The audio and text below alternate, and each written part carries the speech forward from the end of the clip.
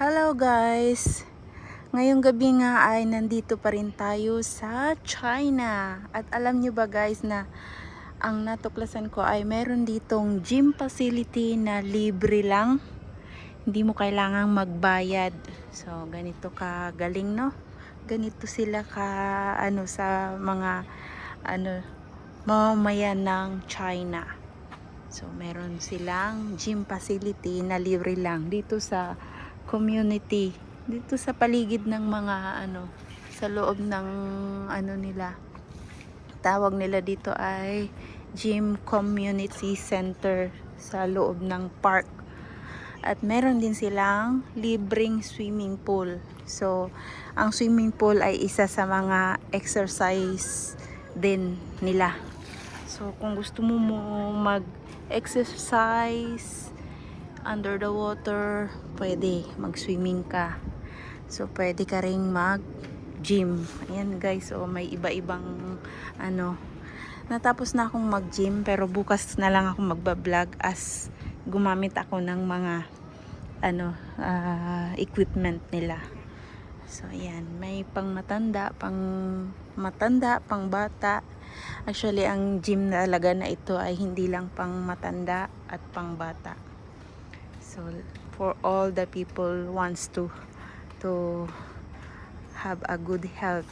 Ayun, 'di ba? So ayan. Pwede ditong mag-running. May place na para sa running, kagaya ng napuntahan ko kagabi.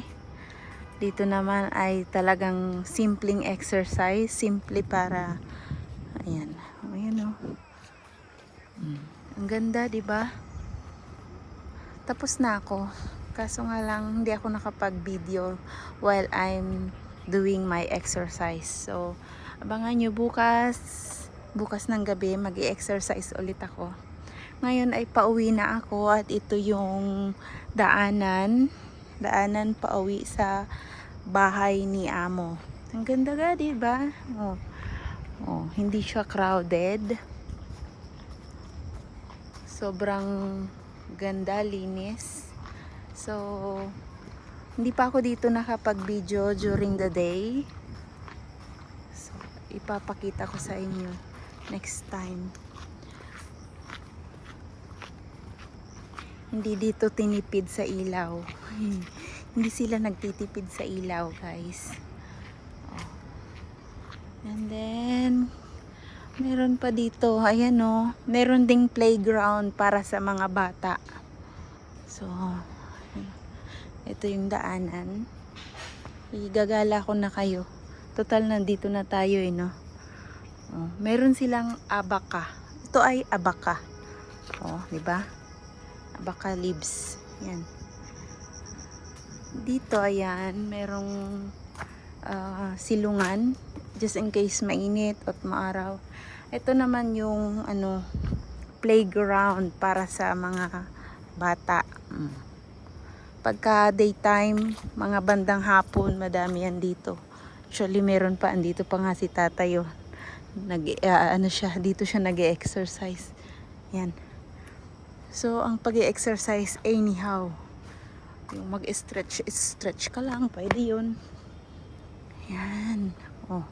Ang lawak, madami ditong pwedeng tambayan kapag naboboard. Kaso nga lang, talagang ako si tamad.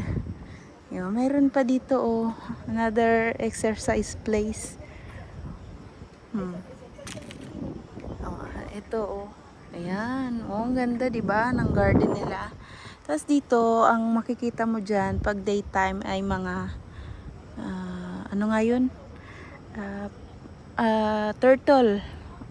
Tinatawag nilang koi. 'Di ba? Turtle na makikita diyan. Pero ngayon di natin makikita kasi gabi na.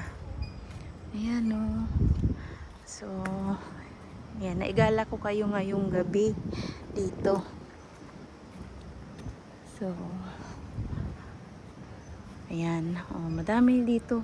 Malawak yung place na pwedeng pag-ikot-ikutan, maglakad-lakad. Ayoko lang talaga kasi naglalakad kapag araw kasi sobrang init. Kanina tiningnan ko ulit kung pwede ako maglakad. Hindi kaya talaga.